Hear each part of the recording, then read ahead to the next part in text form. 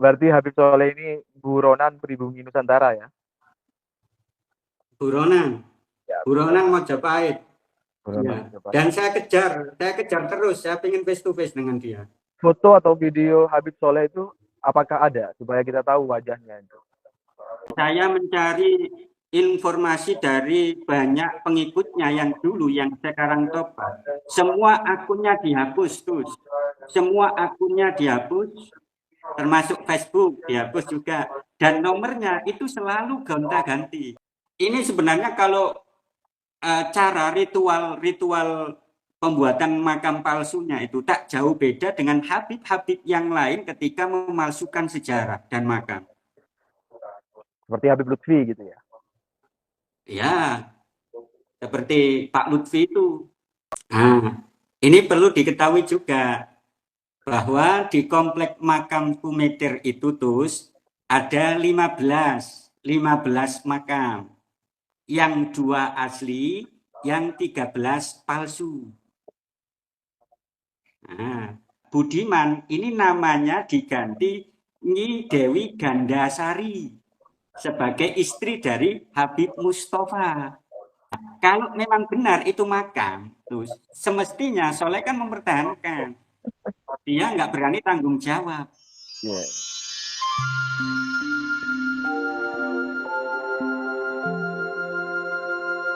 Bermula dari pengikutnya Habib Soleh itu menemukan makam begini, begitu, begini. Akhirnya saya pantau di daerah Kumitir. Saya sebenarnya sebelum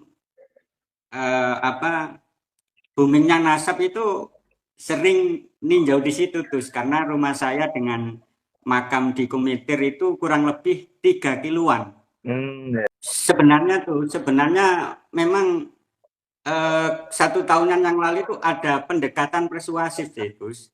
Cuman ya itu ada halangan, Dari ada halangan. Ya dari perangkat desa situ dan termasuk dari mukibin-mukibinnya.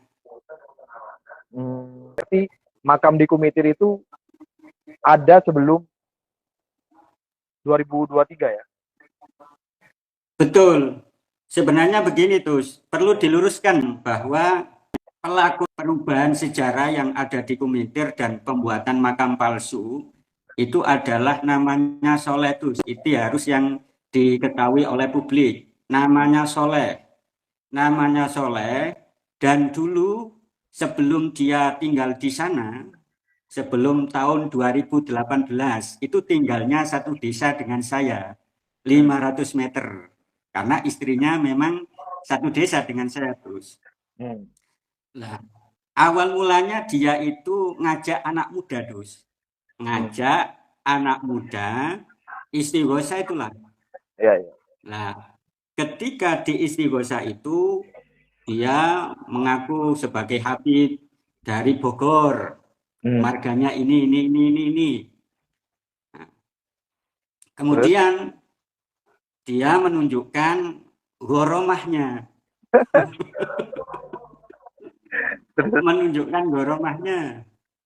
bisa mendatangkan keris tuh. Awalnya begitu, bisa lihat makhluk halus lah, padahal dia sendiri yang halus tuh sebenarnya. Nah, kan karena mohon maaf anak-anak NU muda itu kan mudah terbujuk dengan ilmu-ilmu begitu terus. Nah, kita akui itu terbujuk dengan itu akhirnya banyak pengikutnya terus. Banyak pengikutnya akhirnya sekitar tahun 2018 istilahnya ritual di daerah Kumitir makam itu. Akhirnya dia bangun rumah di situ dan mendeklarasikan dengan mendatangkan banyak jamaahnya dari kalangan muda sini dan mengkultuskan bahwa di sini adalah makamnya Syekh Mustafa. Syekh Mustafa. Dan Ada marganya enggak? kalau marganya insya Allah Al-Idrus. Berarti Syekh Mustafa Al-Idrus. Al-Idrus gitu ya. Al-Idrus. Nah, perlu diketahui itu ya. Ini yang menurut saya bahwa penjahat. penjahat menurut saya. Yang pertama, makam yang dinamai Syekh Mustafa itu sebenarnya adalah makam aslinya Mbah Sagu. Setelah Habib Soleh ini ritual di situ, akhirnya dia mengumumkan ke jamaahnya, ini makamnya Habib Mustafa Al-Idrus atau Pangeran Cakrabuana. Nah, lebih jahatnya lagi terus ya.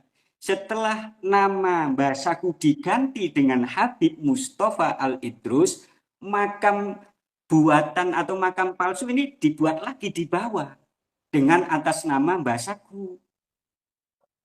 Ini makam asli. Iya, Makam asli itu ada di atas, katakan makam begitu asli ya. ada di atas. Nama aslinya Mbah Sagu. Kemudian diganti namanya menjadi Syekh Mustafa Al-Idrus. Iya. Kemudian dia bikin makam palsu di bawah. Membuat makam palsu di bawah dengan nama Mbah Sagu. Iya. Paham. Nah, iya, dari sini kan bisa kelihatan motifnya, terus. Motifnya adalah dia Habib Soleh yang dari Bogor itu menunjukkan bahwa derajatnya Habib itu lebih mulia daripada pribumi itu. Iya, mau nggak mau gitu. Iya. Ini saya tuh baca-baca di YouTube itu ada makam itu sebenarnya yang dikubur itu adalah gigi. Terus kemudian dibangun makam. Tahu nggak tentang itu? Itu memang kesaksian dari pembuat makam palsu itu sendiri, Soleh. Emang iya, dia mengakui ketika di situ ritual menemu gigi. Kemudian di lokasi penemuan gigi dijadikan makam. Yang beredar ini kan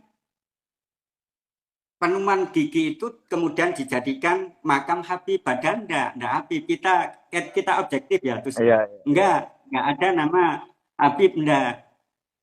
Insya Allah itu adalah berada di sampingnya makamnya Mbah Sagu, namanya Mbah Suna. Mbah Sagu yang palsu atau yang asli? Yang palsu, yang bawah. Oh, yang bawah. Oh, ya. Yang bawah. Berarti makam gigi itu diberi nama Mbah Suna. Mbah Suna. Ini perlu diketahui juga bahwa di komplek makam Kumeter itu terus ada 15 makam. Yang 2 asli, yang 13 palsu. Nah, yang asli yang 2 itu Mbah Sagu yang diganti dengan nama Habib Mustafa.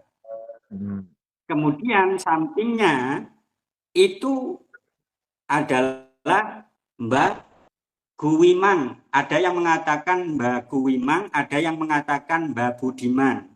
Ini saya dapat informasi dari Sumriku. Ada yang mengatakan Mbah Guwimang sama Mbah Budiman. Yang mana Mbah Budiman ini namanya diganti Nyi Dewi Gandasari sebagai istri dari Habib Mustafa. Padahal itu makamnya Mbah Budiman. Makam pria harusnya kan? Iya, laki-laki. Laki-laki. Ini dijadikan perempuan. Kemudian diganti namanya juga. Perempuan. Dan perlu diingat terus, ya, perlu diingat bahwa untuk mengelabui jamaahnya biar memang itu benar-benar makamnya Mbah Nyai Dewi Gandasari, itu dibelikan nisan baru yang ciri khas perempuan. Kemudian yang 13 makam sisanya gimana? Yang 13 sisanya itu ada di samping kanan, kiri, depan, kemudian bawah. Saya runtut ya biar jelas. Ke-13 makam palsu ya, itu Syekh Abdurrahman atau juga dijuluki dengan Raden Sucia Barata. Ini kata Soleh sebagai putra dari Habib Mustafa. Nah, kemudian ada Siti Arufa atau Dewi Sekarwangi. Atau kata Soleh itu juga bisa dijuluki Nyai Ageng Noto Jiwo. Nah, ini sebagai putrinya Mbak Mustafa. Oke. Nah, kemudian ada Mbak Syekh Ainus Salam. Ya, Mbak Ainus Salam yang posisinya ada di depan pintu masuk makam. Tuh. Nah, ini sebagai adiknya Nyai Gandasari, istrinya Mbak Habib Mustafa. Oke, Nah, paham. itu. Kemudian ada Raden Suryo atau yang sama Soleh itu dijuluki Eyang Empu Suryo. Nah, ada Raden Barada. Itu dijuluki sama Soleh juga dinamakan Eyang Empu Rambut Geni. Mungkin rambutnya kobong kena rokok. Sing kobong nak sampai Habib ya, Habib cucu Yuya Dukun Fir'aun. terus. Nah, Raden Samar, ada Raden Samar. Lah Raden Samar ini kata Soleh sebagai cucu Temenggung Singomoyo yang teman seperjuangan dengan Said Jumadil Kubro yang makamnya ada di Troloyo itu. Berarti diklaim ada di situ juga gitu ya? Diklaim ada di situ juga. Ya. Itu. Lanjut. Nah, kemudian ada Mbah Samudro, ada Mbah Syekh Ibrahim, atau yang dijuluki sama Soleh itu Mbah Patas Angin. Padahal makam Mbah Patas Angin yang asli nih ya, entah menurut Soleh ini satu orang apa beda, saya kurang tahu kalau itu. Jadi Mbah Ibrahim, Syekh Ibrahim ini sama Soleh dinamai dengan Syekh Patas Angin. Padahal makam Patas Angin itu ada di komplek Troloyo, satu komplek dengan makam Sayyid Jumadil Kubro. Nah, kemudian ada Mbak Sagu. Mbak Sagu yang dimaksud oleh Habib Soleh ini adalah buatan dia yang dibawa. Nah, kemudian di sampingnya Mbak Sagu itu ada Mbak Sana atau Suna yang dijuluki oleh Soleh itu dengan Ki Gede Joyo Kusumo. Nah, kemudian ada lagi Raden Sambaba yang dijuluki sama Soleh itu dengan Ki Mulyo Suci Sabdorogo.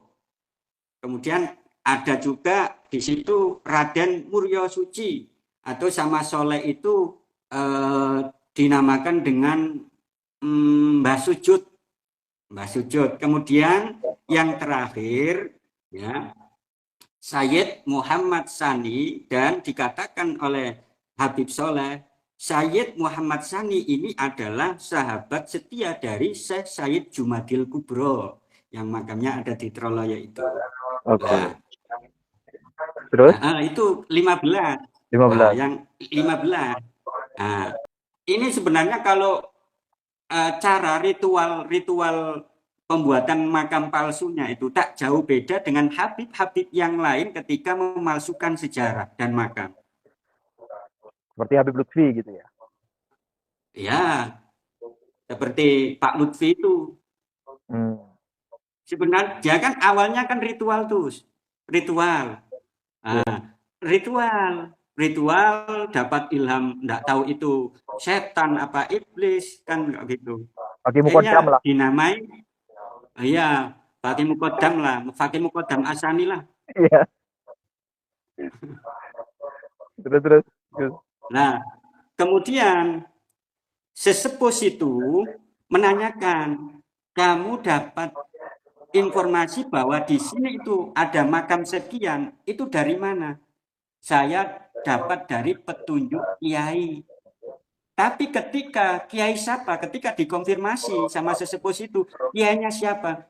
Jawabnya Soleh, kiainya sudah meninggal. Itu persis pengkaburan, pemalsuan sejarah pendiri Nahdlatul Ulama yang menyisipkan Habib Toha itu. Habib Hashim. Nah, kan begitu.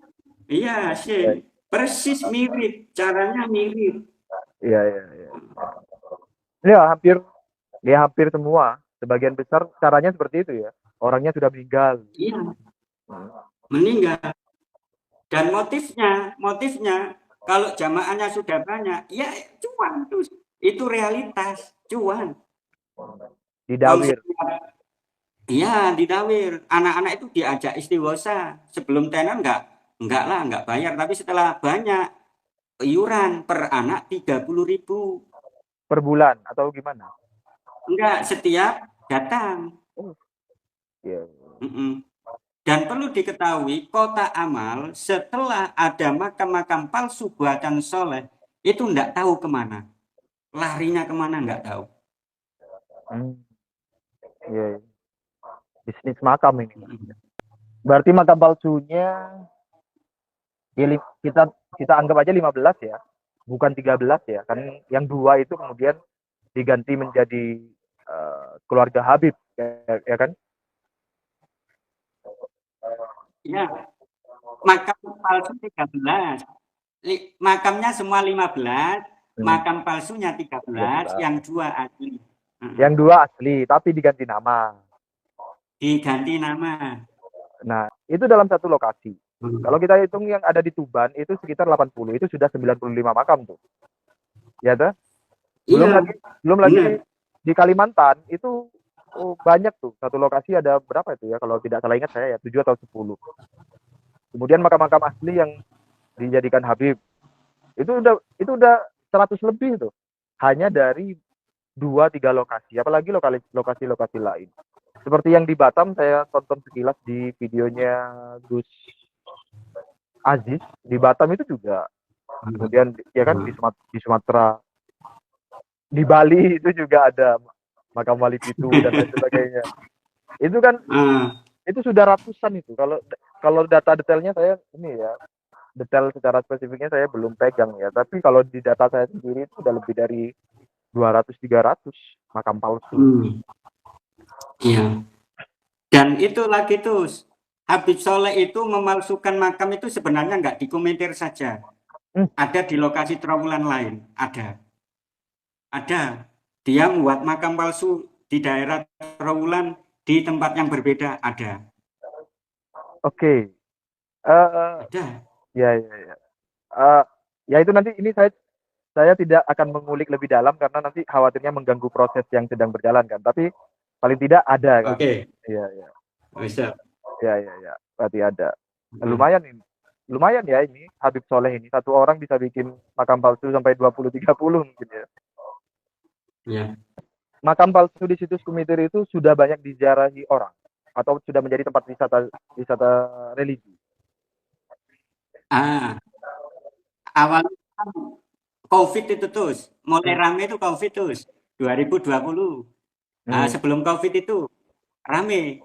Lah, ketika agak rame, ini taktiknya Soleh.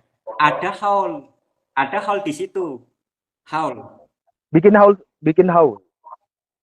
Bikin haul. Insya Allah saya ingat betul tanggalnya 7 Januari 2020. Hmm. Nah, ngundang kiai yang sangat berpengaruh di Mojokerto dan nasional. Siapa itu? Mbah Kiai Sepuh Kiai Husain Ilyas. Oh, ya, ya, ya. Nah, kenapa begitu? Agar orang-orang lebih percaya lagi dan menziarahi di situ. Ya, ya, ya. Taktiknya Nah, begitu ya. Strategi marketingnya lah. taktiknya begitu. Sebenarnya ini loh, Nah, sebenarnya kalau eh, indikasi-indikasi bahwa Soleh itu ya memang memalsukan makam itu ya sangat banyak sekali, termasuk indikasi yang ketika ini informasi dari Pak Dusun ya, hmm. informasi dari Pak Dusun ya, dari Pak Dusun ya. Entah Pak Dusun itu secara langsung mengkonfirmasi kepada Soleh atau lewat via telepon, saya kurang tahu. Tapi informasi dari Pak Dusun, kepala Dusun Pak itu ya, Hmm. itu ketika ditawarkan ya, ditawarkan kepada Soleh, intinya ini dibongkar ditetapkan. Akhirnya sama Soleh, ya udah saya kembalikan di desa saja, mau dibongkar silakan begitu. Nah, kalau memang benar itu makam, terus semestinya Soleh kan mempertahankan, dia nggak berani tanggung jawab. Yang dua yang asli, yang di atas, yang diganti nama Habib Mustafa dengan Nyai Gandasari, ini ketika eksekusi dan sesuai dengan kesepakatan musyawarah, ini yang ditetapkan. Yang lain ke-13 ini yang sudah saya sebutkan tadi, itu diberantas semua, diratakan. Kesepakatan pada musyawarah itu kan eksekusi dilaksanakan pada hari Selasa jam 12 siang. Nah, ternyata ketika saya berkoordinasi strategi dalam mengeksekusi ketika makam palsu di Kumeter malamnya Senin malam, ternyata tiba-tiba ada informasi kurang lebih jamnya itu setengah 2 tuh, setengah 2 dini hari. Ada kabar bahwa makam itu sudah rata, sudah dikasih semen. Makanya saya bilang tanpa disentuh rata sendiri. Loh, berarti yang meratakan makam palsu itu tidak sesuai dengan kesepakatan. Tidak sesuai dari kesepakatan. Tahu-tahu makam itu rata sendiri. Rata sendiri. Enggak rata, sudah di semen. Oh, dari semen, ya. Itu karomah luar biasa itu dari Habib Soleh itu ya mungkin ya. Atau Fakih Iya, Muqaddam. luar biasa itu. Ya, mungkin karomanya muncul karena ketakutan atau yang lain, nggak tahu. Perlu di garis bawah itu ya. Jadi para sesepuh itu termasuk kepala dusunnya, Mas Nirawang, Mas Nirawang mendapat tekanan dari pihak Soleh. Dan perlu diketahui Soleh di situ adalah terkenal dukun tuh, dukun. Karena awal background dia itu adalah mijet sama nambani orang-orang yang kejinan. Ya. Habib nah, itu mungkin salah satu faktor ketakutan dari pihak kepala dusun. Akhirnya kepala dusun dan perangkat-perangkat yang lain itu memutuskan untuk mengeksekusi malam hari, tapi alasannya agar tidak terjadi sesuatu yang tidak diinginkan lah, istilahnya bentrokan lah dan lain sebagainya. Tapi itu kalau menurut saya sebuah alasan saja. Padahal di balik itu adalah ada tekanan yang luar biasa.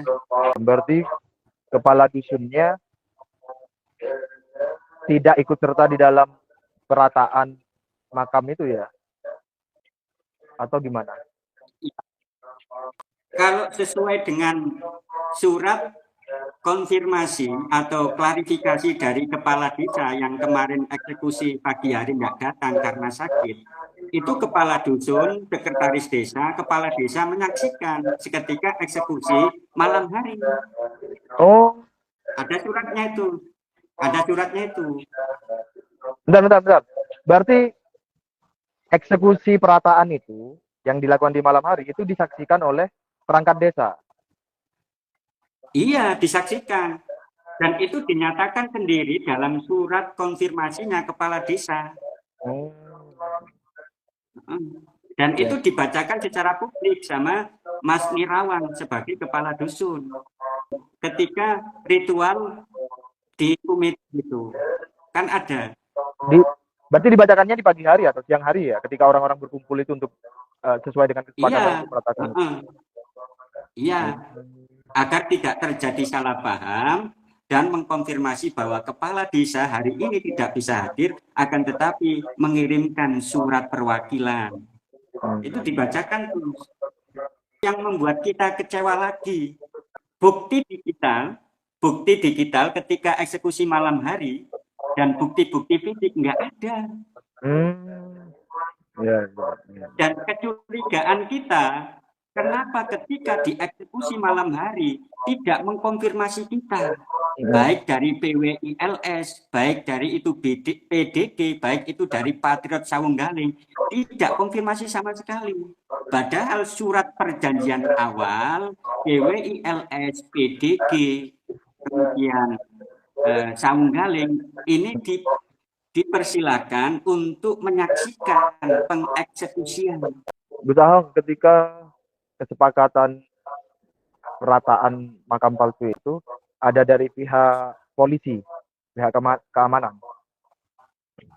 Apakah ya ada? istilahnya dari semua pihak, dari semua pihak, toko-toko di situ termasuk kepala desa, kepala dusun, sekretaris desa, dan masyarakat. Itu kesepakatannya hari Selasa tanggal 14 mulai jam 9, kalau insya Allah mulai jam 9, kemudian ritual-ritual dan pengeksekusian sekitar setengah 12 sampai selesai. Setengah 2 atau setengah 12 kemarin itu sampai selesai. Tapi kenyataannya dieksekusi malam itu tanpa mengkonfirmasi kepada kita. Artinya kita kan ada sedikit merasa yang itu. Lah iya.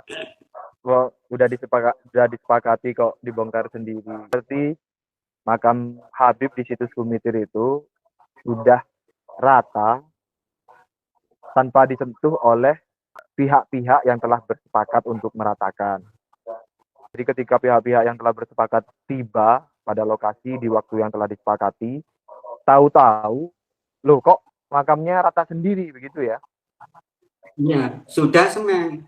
Sudah semen. Harusnya kan kalau itu benar makam yang dibikin oleh Habib Soleh berdasar kasepnya itu kan harusnya dipertahankan, jangan diratakan. Kalau diratakan kan artinya ya itu betul-betul makam palsu itu ya.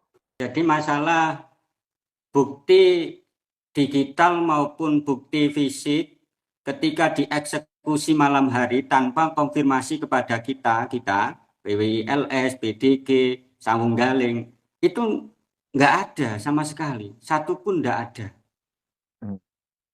Tapi makanya kan malam ini masih diurusi di Polres sama anggota-anggota PDG. Tapi foto atau video Habib Soleh itu apakah ada supaya kita tahu wajahnya itu?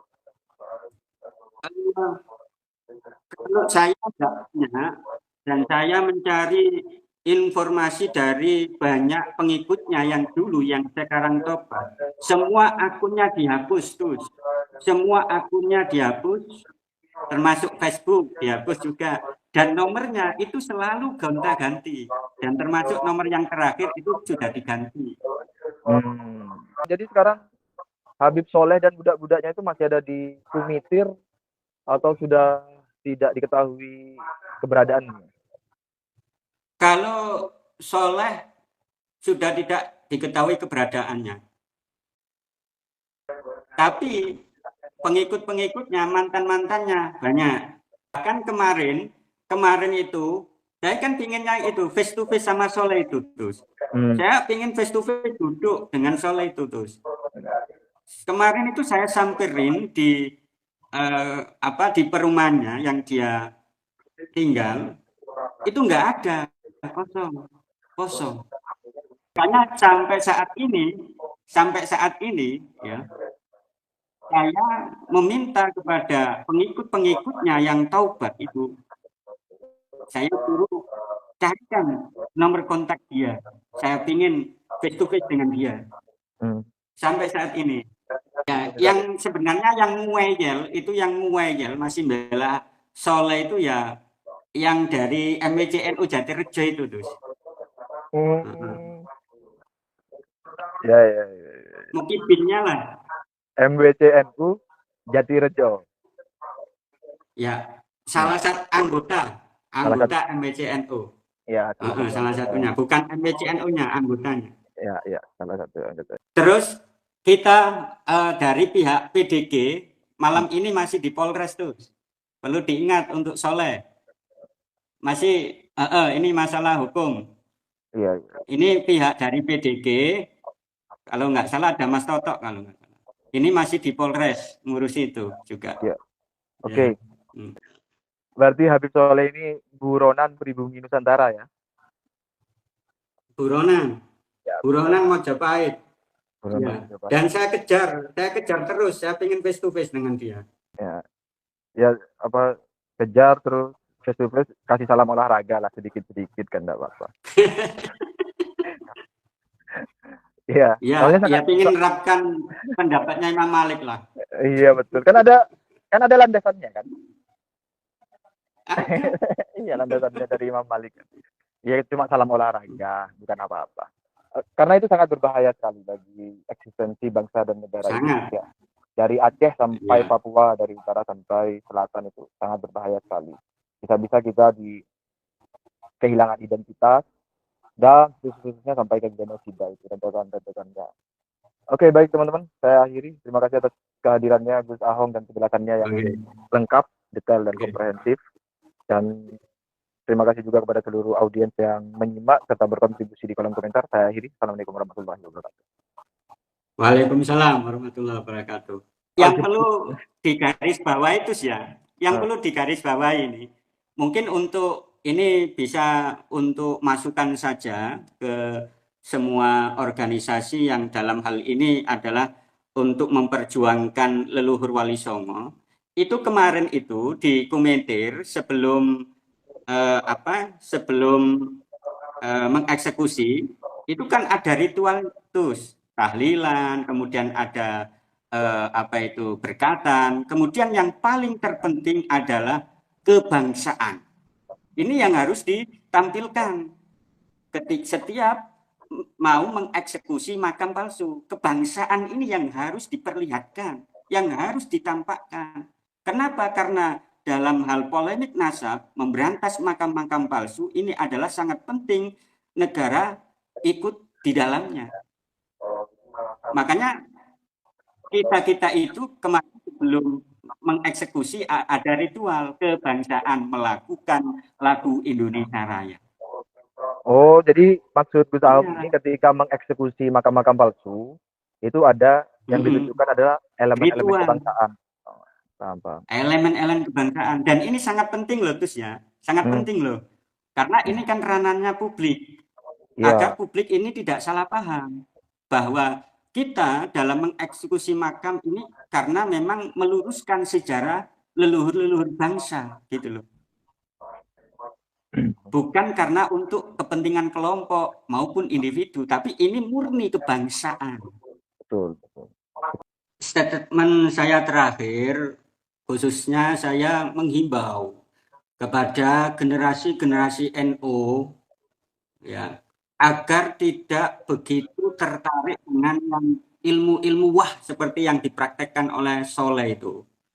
Karena mayoritas tuh ya karena awalnya tertarik begitu. Ya. Pengen hebat lah istilahnya itu. Karena awal mula jadi mukibin saya kacamatanya generasi di sini ya, yaitu ilmu seperti itu. Itu saja Ya. Dan bisa ini ya, saya sampaikan. ya, Dan yang terakhir terus yang terpenting itu ada nuansa kebangsaan ketika mau mengeksekusi makam itu penting itu penting. ya. Itu saja tuh. Gus Soleh, Wah saya nggak soleh itu. Gus Ahok, Habib Soleh itu marganya Eh, apa? Marganya apa? Kalau marganya saya Tidak tahu. kurang tahu. Kurang tahu ya. Tapi memang dia Habib. Bahkan dia itu pernah mengaku sebagai ketua Robito Alawiyah Jawa Timur kok. Tapi ketika kita konfirmasi, enggak. Habib iya, tapi kalau ketua Robito Alawiyah Jawa Timur enggak. Itu saya konfirmasi langsung ke Habib, salah satu Habib, enggak. Oh ya. Berarti Ya. Habib, berarti benar Habib, terkonfirmasi Habib. Oke. Ya.